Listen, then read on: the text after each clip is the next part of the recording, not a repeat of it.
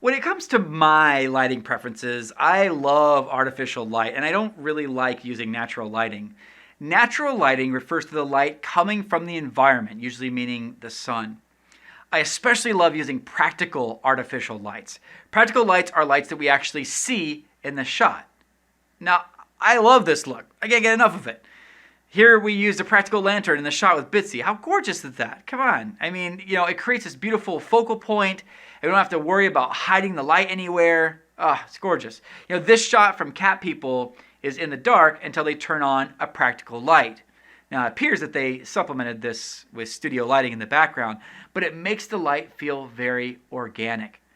Practical lights also make sourcey light more forgivable because we actually see the light source.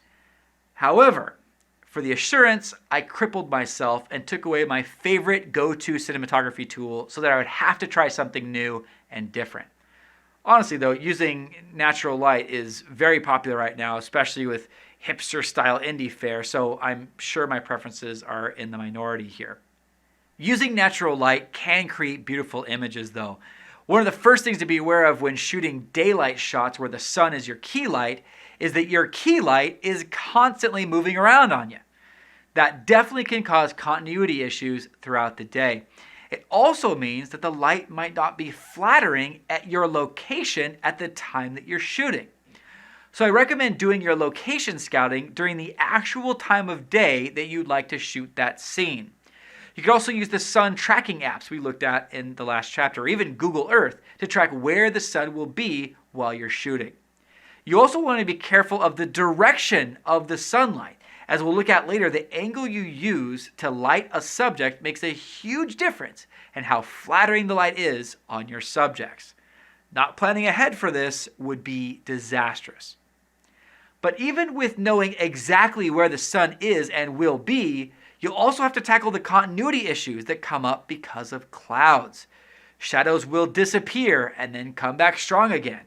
I mean, look at this time-lapse behind-the-scenes footage of the Assurance.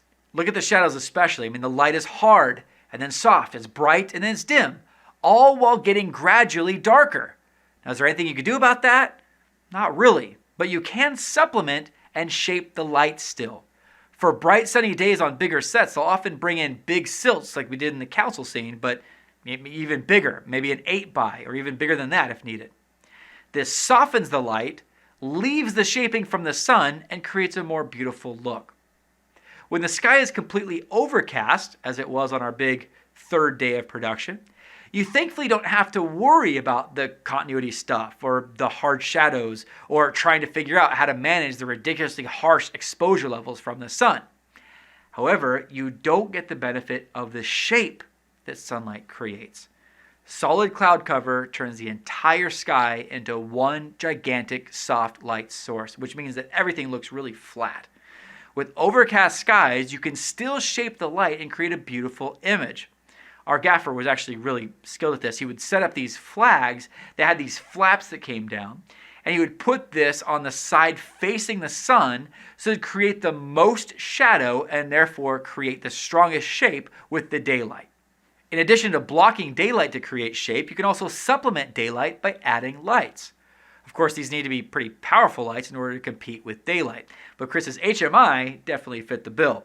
So he used this light as a backlight for these close-ups of the preacher. But if I learned one thing, it's that filming outdoors is rough. You're really at the mercy of the elements. But there are moments that can be incredible, like when Tayani said goodbye to Cordeya. It was sunset, the camera was at the right angle, and this golden light poured through Eva's hair. It was just magic. The moral of the story is to improve the quality of natural light by shaping, diffusing, and adjusting the light to meet your needs.